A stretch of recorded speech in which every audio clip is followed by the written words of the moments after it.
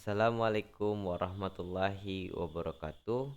Rekan-rekan kelas F, kami dari kelompok 5 ingin mempresentasikan perencanaan pembelajaran mikro.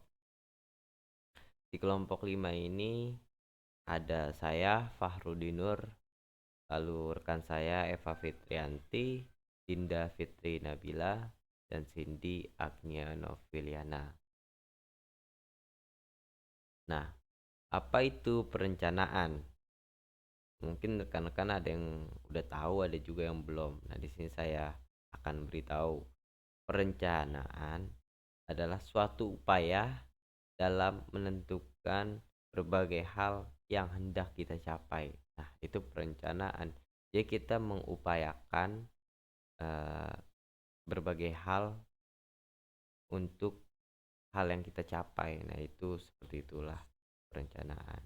Nah, di sini juga ada para ahli berpendapat perencanaan dapat diartikan sebagai proses penyusunan berbagai keputusan yang akan dilaksanakan pada masa yang akan datang untuk mencapai tujuan yang akan ditentukan.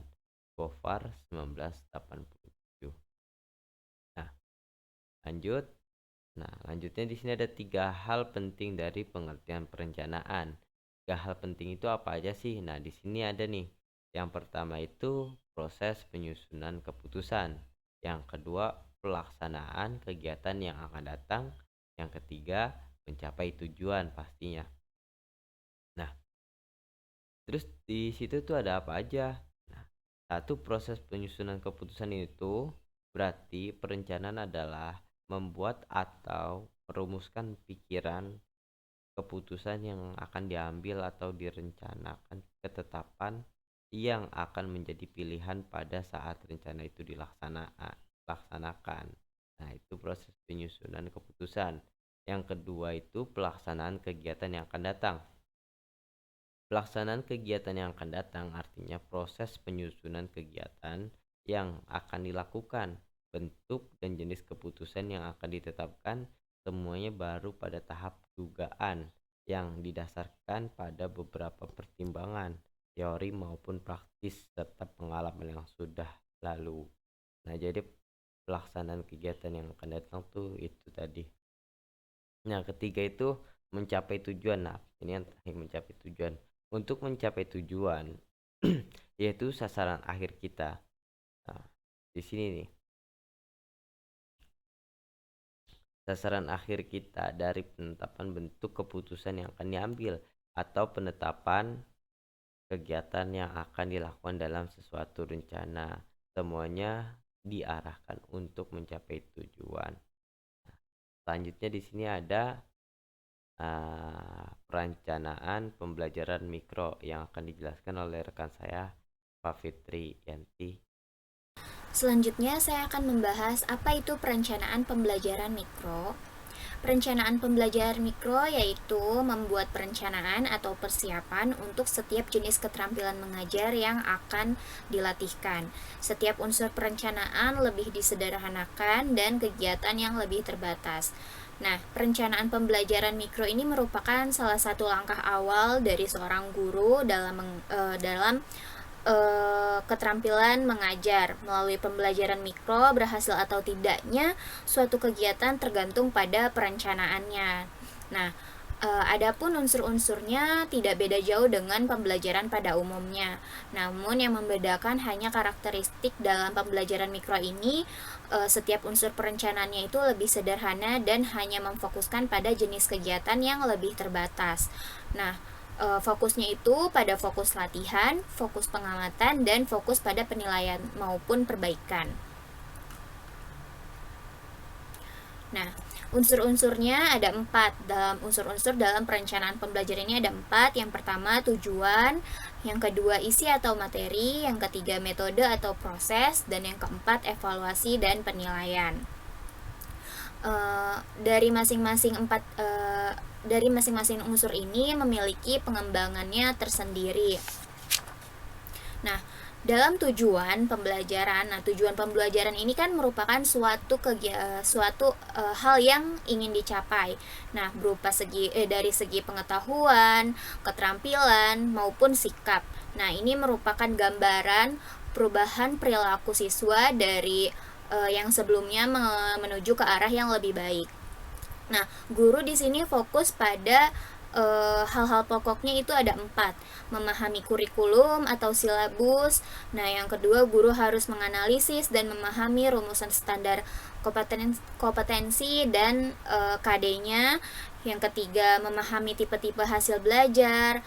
Yang keempat, memahami cara merumuskan tujuan pembelajaran. Nah, adapun isi atau materi ini merupakan bahan yang akan dipelajari siswa, yang disusun secara sistematis sesuai dengan tujuan pembelajaran yang akan dicapai. Nah, di sini bahannya itu harus sahih atau valid. Yang kedua, bahannya itu harus relevan dengan sosial siswa. Yang ketiga, harus mengandung keseimbangan antara kedalaman dan keluasan. Yang keempat, bahan pelajaran harus mencakup berbagai ragam tujuan, pengetahuan, keterampilan, dan sikap. Nah, adapun metode atau proses dalam kegiatan pembelajaran itu sendiri harus menggambarkan aktivitas siswa yang tinggi. Nah, di sini menurut Peraturan Pemerintah Nomor 19 Tahun 2005 dijelaskan bahwa proses pembelajaran harus dilaksanakan secara interaktif, inspiratif, menyenangkan, menantang, memotivasi peserta didik untuk berpartisipasi aktif dan mengembangkan prakarsa serta kreativitas dan kemandiriannya. Nah, lalu yang terakhir ada evaluasi dan penilaian. Adapun unsur yang keempat ini dalam perencanaan pembelajaran yaitu mengembangkan rencana penilaian atau evaluasi pembelajaran. Di sini ada 2, ada prosedur dan jenis atau bentuk penilaian itu sendiri. Adapun prosedur penilaiannya itu melalui 3, yaitu tahap awal atau pretest, penilaian proses atau dalam kegiatan yang berlangsung, dan yang terakhir itu penilaian akhir yang disebut dengan post-test. Nah, yang kedua ada jenis evaluasi yang dikembangkan apakah lisan, tulisan, tindakan, atau portofolio atau jenis penilaian lainnya.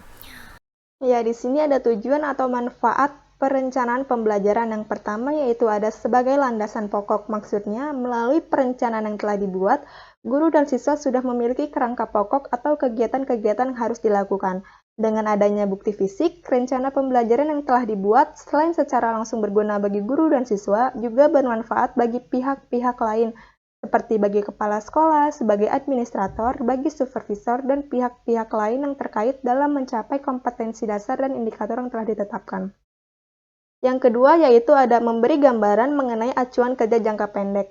Maksudnya, melalui perencanaan pembelajaran yang telah dikembangkan secara operasional memberi gambaran konkret aktivitas yang harus dilakukan, bahkan hasil yang harus direalisasikan oleh setiap unsur yang terkait pada setiap unit atau pertemuan pembelajaran. Yang ketiga yaitu ada memberi pengaruh terhadap pengembangan individu siswa. Yang dimaksudkan adalah pembelajaran diarahkan untuk kepentingan siswa, yaitu untuk terjadinya perubahan perilaku siswa. Dengan demikian, melalui perencanaan pembelajaran yang akan memberi dampak positif terhadap perkembangan setiap individu siswa. Yang terakhir yaitu ada memperkaya pencapaian dari apa yang telah direncanakan atau nuturan efek. Maksudnya yaitu melalui perencanaan yang dibuat secara matang dan komprehensif, selain akan memberikan gambaran nyata aktivitas dan sasaran atau tujuan yang harus dicapai, juga akan berdampak pada pencapaian unsur-unsur lain yang tidak termasuk ke dalam rencana, tapi dapat muncul dan memperkaya pencapaian dari apa yang telah direncanakan atau nuturan efek. Selanjutnya yaitu ada prinsip-prinsip perencanaan pembelajaran. Mengingat penting dan strategi perencanaan pembelajaran, maka dalam mengembangkan perencanaan pembelajaran harus mempertimbangkan beberapa kaidah, hukum, atau prinsip perencanaan pengembangan pembelajaran. Oleh karena itu, pada pembahasan kali ini secara khusus akan dibahas mengenai prinsip-prinsip pokok yang harus dijadikan rujukan dalam mengembangkan perencanaan pembelajaran.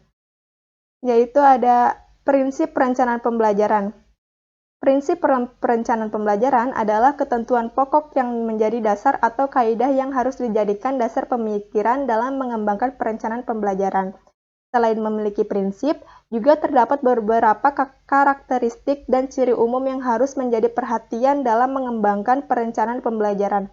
Apabila perencanaan pembelajaran yang dikembangkan didasarkan pada ketentuan pokok atau prinsip-prinsip dan ciri-ciri umum atau karakteristik yang berlaku, maka perencanaan pembelajaran tersebut akan menjadi pedoman pembelajaran yang efektif untuk meningkatkan proses dan hasil pembelajaran. Yaitu di sini ada menurut PP nomor 19 tahun 2005, dua jenis rencana pembelajaran dibagi menjadi dua, yaitu ada silabus pembelajaran dan RPP. Kalau silabus merupakan program atau perencanaan pembelajaran yang masih luas mencakup rencana atau program untuk satu kelompok atau mata pelajaran tiap semester. Dan kalaupun RPP, yaitu merupakan program atau rencana yang sudah lebih spesifik, yaitu hanya mencakup rencana setiap pokok materi kegiatan untuk setiap unit kegiatan pembelajaran. Selanjutnya akan dijelaskan oleh Cindy. Selanjutnya saya akan menjelaskan karakteristik umum perencanaan pembelajaran. Yang pertama ada memperhatikan karakteristik siswa. Perencanaan pembelajaran dikembangkan untuk pedoman pembelajaran. Nah, tujuannya setiap pembelajaran yaitu untuk perubahan perilaku siswa. Maka dari itu, perencanaan pembelajaran orientasinya harus untuk kepentingan siswa sebagai pembelajar. Yang kedua, berorientasi pada kurikulum yang berlaku. Perencanaan yang dikembangkan oleh guru seperti dalam bentuk silabus maupun dalam bentuk RPP harus disusun dan dikembangkan mengacu pada kurikulum yang berlaku. 3. Urutan kegiatan pembelajaran dikembangkan secara sistematis. Bertujuan agar pembelajaran dapat tercapai sesuai dengan yang diharapkan. 4. Lengkapi perencanaan pembelajaran. Tujuannya, pembelajaran yang harus dicapai termasuk instrumen pembelajaran yang memiliki peranan penting untuk menunjang kelancaran proses pembelajaran. Yang kelima, bersifat fleksibel, yaitu bersifat luas agar memungkinkan dilakukan penyesuaian disesuaikan dengan situasi dan kondisi yang berkembang. Yang keenam, berdasarkan pendekatan sistem, artinya setiap unsur perencanaan pembelajaran yang dikembangkan harus merupakan satu kesatuan yang utuh, terpadu, saling mempengaruhi, dan memiliki ketergantungan. Selanjutnya, yaitu prinsip-prinsip pengembangan perencanaan pembelajaran. Yang pertama, ada spesifik. Yaitu spesifik maksudnya memenuhi unsur kekhususan menyangkut dengan perumusan setiap unsur pembelajaran. Misalnya, berkaitan dengan perumusan indikator dan tujuan pembelajaran, pengembangan materi, pengembangan metode, dan evaluasi harus dinyatakan secara spesifik. Melalui perumusan yang spesifik dimaksudkan antara lain untuk mempermudah pengontrolan secara tepat dan akurat. Yang kedua, ada operasional. Operasional masih erat kaitannya dengan prinsip yang sebelumnya. Prinsip operasional yaitu maksudnya setiap unsur pembelajaran dirumuskan dengan bahasa yang operasional dan terukur. Sistematis, yaitu setiap perencanaan pembelajaran harus disusun secara logis dan sistematis. Fungsinya sebagai perencanaan pembelajaran dengan mengikuti pedoman umum perencanaan pembelajaran. Yang keempat, terakhir yaitu ada jangka pendek. Pembelajaran bersifat situasional, sehingga apa yang terjadi saat ini belum tentu sesuai dengan kondisi besok atau lusa. Oleh karena itu, perencanaan pembelajaran tidak bisa dibuat untuk satu semester yang akan datang, karena tidak ada yang bisa menebak kebutuhan situasi kondisi yang akan terjadi selama satu semester ke depan. Untuk batasan materi pembelajaran mungkin bisa ditetapkan sejak awal, karena jelas batas-batas untuk setiap pertemuan. Selanjutnya yaitu ada prosedur penyusunan RPP. Langkah pertama itu menetapkan identitas mata pelajaran. Nah, sumber rujukannya ada di sampingnya. Daftar nama mata pelajaran ada pada kurikulum atau silabus yang dikembangkan oleh sekolah. Maksud dari menetapkan nama mata pelajaran itu yaitu pada tahap pertama menyusun RPP adalah menuliskan nama mata pelajaran sesuai dengan mata pelajaran yang akan diajarkan. Misalnya mata pelajaran IPA, IPS, Matematika, Bahasa Indonesia, atau mata pelajaran yang lainnya. Selain nama mata pelajaran, dalam identitas tersebut dijelaskan pula untuk kelas berapa, semester berapa, dan berapa lama waktu yang direncanakan. Langkah kedua, SK dan KD tidak dirumuskan oleh guru karena sudah dirumuskan oleh pemerintah secara nasional. Dengan demikian, penetapan SK dan KD ini guru hanya tinggal memindahkan dari kurikulum atau silabus yang sudah ditetapkan. Langkah ketiga yaitu merumuskan indikator pembelajaran. Indikator adalah rumusan kualifikasi.